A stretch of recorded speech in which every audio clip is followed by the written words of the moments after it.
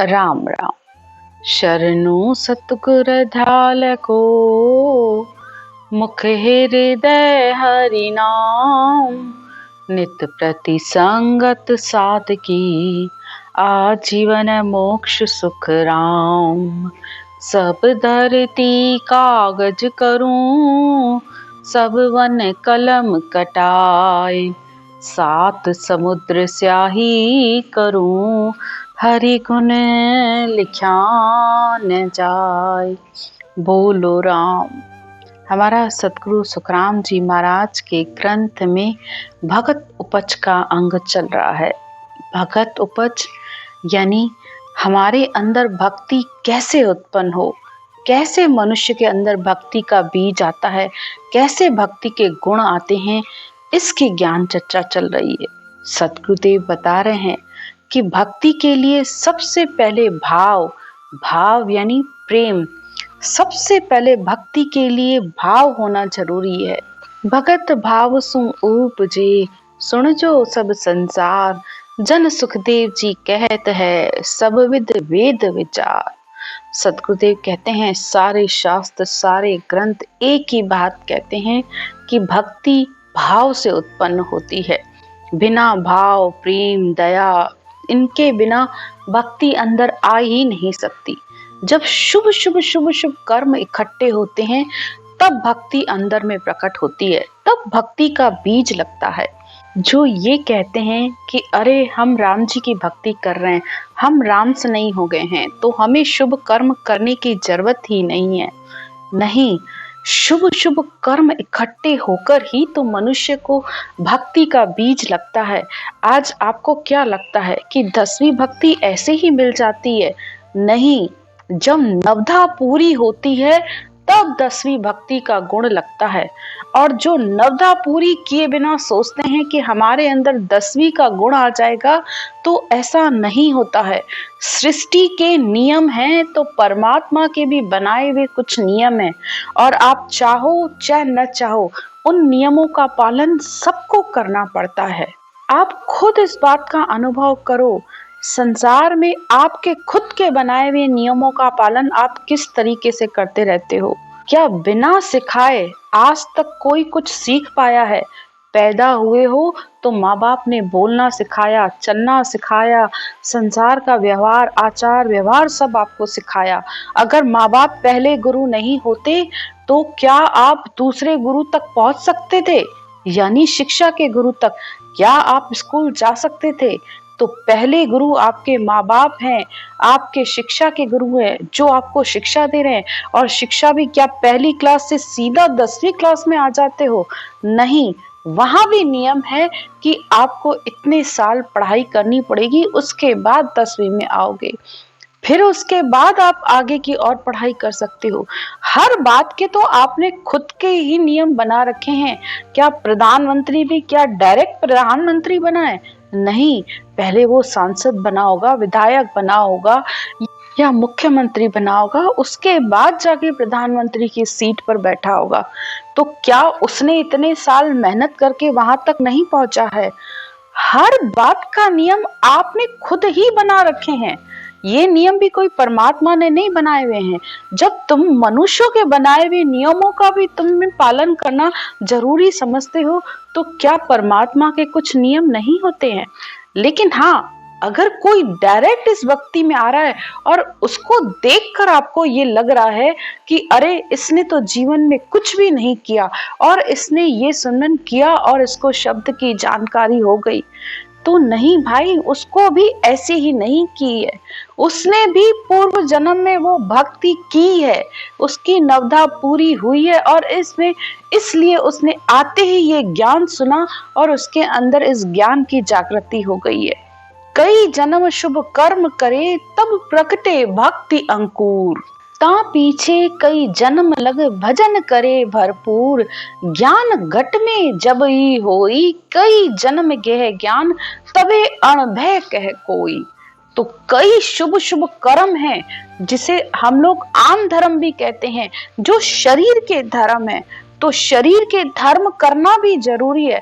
अगर आपको लगता है कि शरीर के धर्म क्या है, दान पुण्य हवन तीर्थ देवताओं का पूजा अर्चना, ये सब शुभ शुभ कर्म है। ये सब शुभ शुभ कर्म जब मनुष्य के इकट्ठे होते हैं तब भक्ति का अंकुर लगता है। फिर पीछे कई जन्म ध्यान करे भजन करे भरपूर। भजन यानी खूब सिमरन करता है लिव लगाकर, ज्ञान घट में जबोई, और फिर सिमरन करते करते उसके अंदर ज्ञान का उदय होने लगता है।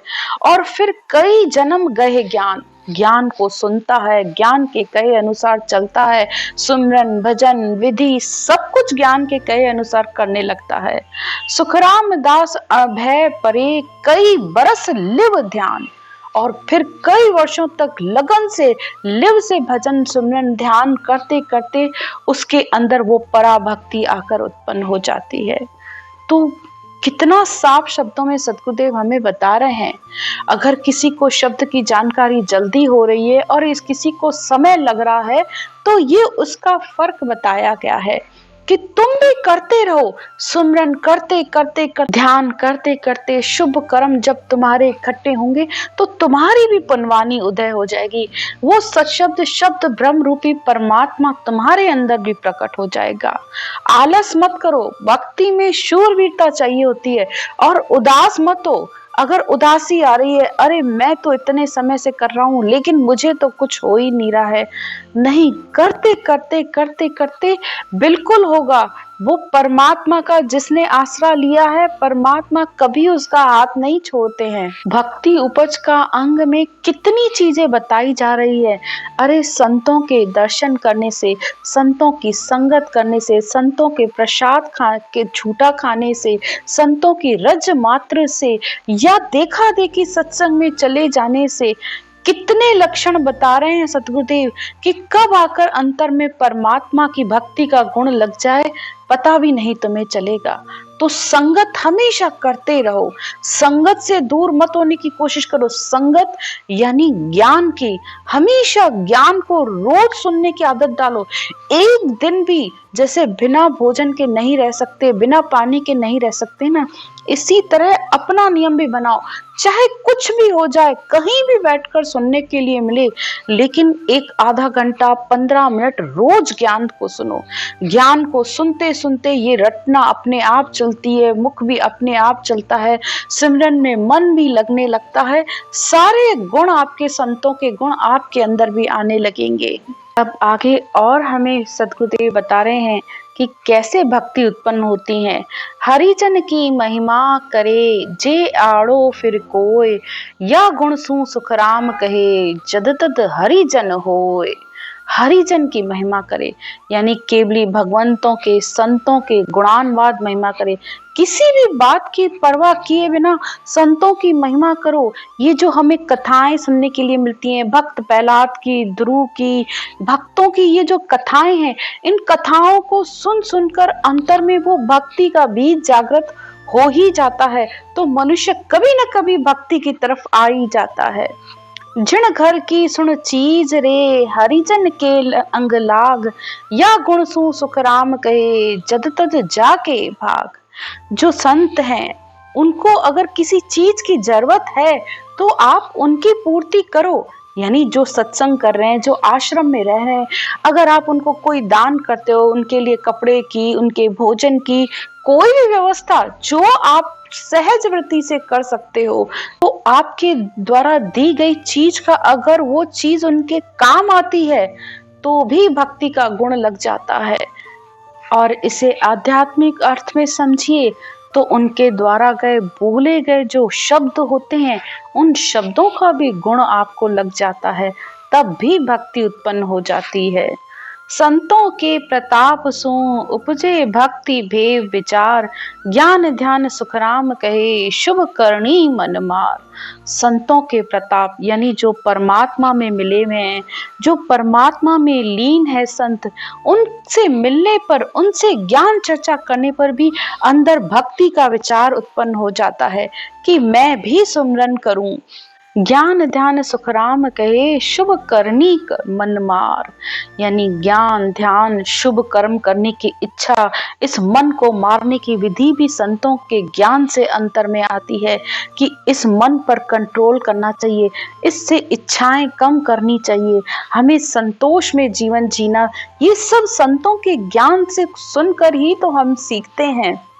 जन के पगतल आए के, जो जीव छोड़े प्राण, ताको भक्ति उपजे, कर सुखदेव बखान। केवल भक्ति करने वाले संतों के पैरों के नीचे अगर कोई जीव भी आ जाते हैं और वो अनजाने में जीव जंतु अपने प्राण छोड़ देते हैं, तब भी उनके अंदर भक्ति का भाव उत्पन्न हो जाता है। वो जीव हत्या नहीं लगती है, क्योंकि उनके मुख में हर समय परमात्मा का नाम है। अगर उनसे कुछ गलत होता भी है ना, तो उनके मुंह से एक ही नाम निकलता है। जो भी वो राम रटना कर रहे होंगे या मंत्र बोल रहे होंगे या जैसे हे राम, तो उस जीव आत्मा को भी मुक्ति मिल जाती है। वो आत्मा किसी योनि में नहीं जाती है, उसको भी भक्ति का गुण लग जाता है। जहाँ जहाँ हरिजन पग धरे, वारत जे मुख जाए, या गुण सु सुख राम कहे, भक्ति उपजे आए। जहाँ जहाँ राम जी की भक्ति करने वाले हैं, अगर उनके पैरों की धूल, उनके चरणों की धूल भी सिर माथे पर लगती है, तो भी ये भक्ति का गुण आ जाता है। जैसे किसी संत से आप मिलते हो, उनको नमस्कार करते हो, उनके पैरों को छूते हो, बड़े ही श्रद्धा भाव प्रेम से उनको नमन करते हो, तो भी अंदर भक्ति का गुण आ जाता है। इस पर याद आती है मुझे एक बात कि जब हम अयोध्या गए थे, तो बचपन से लेके राम के प्रति एक अलग ही प्रेम था, क्योंकि शुरुआत में हमने साकार राम से ही तो पूजा अर्चना करना सीखी। मतलब राम का मतलब यानी वो जो हमारे लिए मंदिर के राम, दशरथ के राम, वो ही मन में भाव था। और राम समझते भी उसको ही थे। शब्द की तो बहुत बाद में समझ में आई, बहुत सालों बाद समझ में आई कि हम जिस राम को सुमर रहे हैं वो राम अलग है, लेकिन साकार राम के प्रति अनंत प्रेम था। तो जब अयोध्या गए थे, तो वहां पर इतने श्रद्धालु, इतने संतों को देखकर मन में जैसे एक ही भाव आता है कि हे परमात्मा, इन चरणों की, इन संतों की चरणों की धूल से भी कहते हैं कि भक्ति का गुण अंदर में आ जाता है। तो हम खास करके वहां से जो उनके चरणों की मिट्टी थी, जहां पर अनंत संत चले थे, तो इतना भाव था कि उस मिट्टी को लेकर भी अपने साथ आए और सर माथे पर लगाया कि इतने संत यहाँ हैं, उनमें से कोई तो ऐसा केवली भगवंत होगा, कोई तो ऐसा संत होगा जो परमात्मा में मिला हुआ होगा। तो हमारे अंदर भी शायद वो कृपा बरस जाए, हमारे अंदर भी वो परमात्मा की वो दया आ जाए कि हम भी परमात्मा से मिल सकें। भले आज हमें शब्द का ज्ञान है, ज्ञान की समझ है, लेकिन भाव से अंतर परमात्मा के लिए अनंत प्रेम उत्पन्न होता है। और जब अनंत परमात्मा के लिए प्रेम होता है ना, तो भक्ति में और बढ़ोतरी होती है और परमात्मा में आत्मा लीन होती है।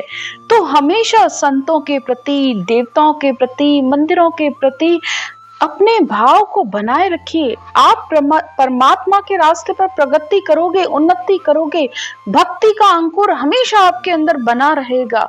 ये बात मैं आपको अनुभव से कहती हूँ, क्योंकि भाव कैसे उत्पन्न होगा आप खुद सोचिए ना। हम जब ज्ञान को सुनते हैं, संतों की महिमा करते हैं, कथाएं सुनते हैं, तब ही तो अंदर में भाव उत्पन्न होता है। बिना ज्ञान सत्संग के अंदर भक्ति कैसे उत्पन्न होगी? भागवत के पहले स्कंद में तो वही लिखा है कि भक्ति के लिए ज्ञान और वैराग रूपी पुत्र चाहिए। जब तक ज्ञान को कानों से सुनोगे नहीं, तो वैराग आएगा कैसे? कैसे भक्ति अंदर उत्पन्न हो सकती है? तो जब भागवत, ज्ञान, सारे वेद शास्त्र एक ही बात तो कह रहे हैं, बिना भाव के भक्ति नहीं हो सकती। संगत बिन तो भाव नहीं, भाव बिना नहीं प्रीत, प्रीत बिना सुख राम कहे, नहीं भजन की जीत। तो भजन की रीत बनने के लिए भाव भी चाहिए, प्रेम भी चाहिए, ज्ञान भी चाहिए। तो भाव हमेशा बनाए रखो सबके प्रति, चाहे शुभ कर्म हो, चाहे देव हो, चाहे ज्ञान हो, चाहे संत हो, सबको नमस्कार है। आगे सतगुरुदेव कहते हैं, जन की झूठन गिरत है, भूलर पावे कोय, वो कण मुख में जात है, भक्ति उपजे कोय। जो केवली भगवंत हैं, अगर उनके भोजन प्रसाद से कोई कण मिल भी जाता है और कोई जीव जंतु आकर उसे खा भी लेता है, तब भी भक्ति का गुण उत्पन्न हो जाता है। परम भक्ति सो उपजे, सोया कहीं बखान, सुन जो सब सुख राम कहे, साध संत सब आण। सतगुरुदेव कहते हैं कि परम भक्ति कैसे पैदा होती है, कैसे केवल भक्ति का अंदर में बीज उत्पन्न होता है। ये सारी जितनी भी मैंने बातें कही हैं, इनसे ये भक्ति का गुण अंदर उत्पन्न होता है। ये सब परम भक्ति की बातें हैं, ये सब बाहरी बातें नहीं है। इनको आध्यात्मिक अर्थ में भी लोगे तब भी ये आपके अंदर भक्ति का गुण उत्पन्न हो जाता है। फिर आगे कहते हैं, पूर्व जन्म में भक्ति रे, किवी जात खुल कोय, ताको सुन सुख राम कहे, भक्ति प्रगटे जोय। जिसने पूर्व जन्म में अपनी जाति और कुल को खोकर भी भक्ति की है, यानी इस बात की भी परवाह नहीं की है कि वो कौन सी जात का है, कौन सी जात का नहीं है, सिर्फ संतों के ज्ञान की संगत की है, तो उसके अंदर निश्चित तौर पे भक्ति का गुण आता है। फिर सतगुरुदेव कहते हैं, पूर्व जन्म में भक्ति रे, भजन कियो भरपूर, जे निपजे सुख राम कहे, मिलत चढ़े मुख नूर। तो ये वही बात आ गई कि जिन्होंने पूर्व जन्म में भरपूर भक्ति की है, संतों का संग किया है, ज्ञान की शरण ली है, तो जब वो संसार में दोबारा वो आत्मा जन्म लेकर आती है, तो जैसे ही ज्ञान को सुनती है तो रटना करना शुरू कर देती है, तो उसके अंदर आकर ये सच शब्द आकर प्रकट हो जाता है। ये है मिलते चढ़े मुख नूर, यानी संतों के ज्ञान को जैसे ही वचनों को सुना और धारो धार वो आत्मा रटना करने लग जाती है। उसको कहने की भी जरूरत नहीं पड़ती है कि करो तुम, वो अपने आप ही वो आत्मा करना शुरू कर देती है। ओ गुण पाछे मैं किया, तेवी साख के माए, प्रेम भक्ति सुख राम कहे, याविद उपजे आए।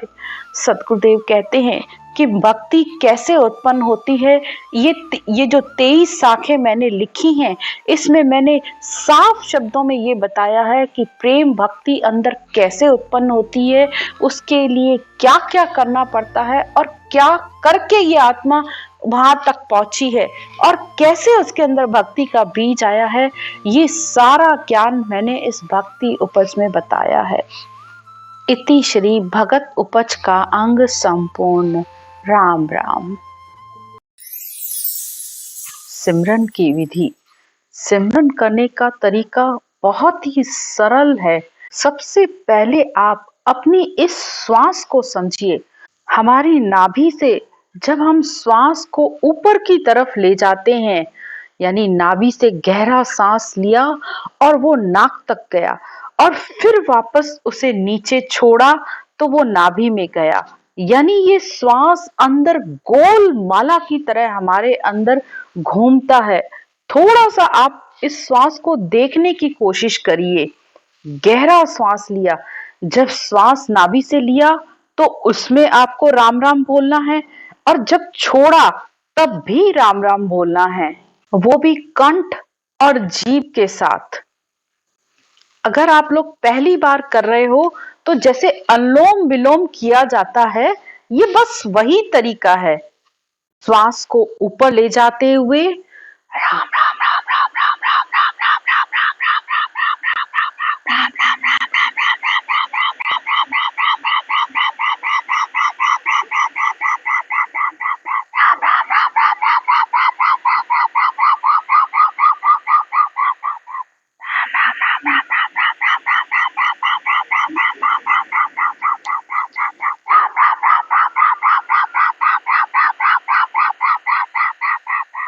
श्वास को देखते हुए आपको सिमरन करना है। ये सिमरन की विधि है। जब आप इस तरीके से सिमरन करते हो तो वो सत्शब्द, शब्द ब्रह्म ने अक्षर आकर इस कंठ कमल पर जागृत हो जाता है।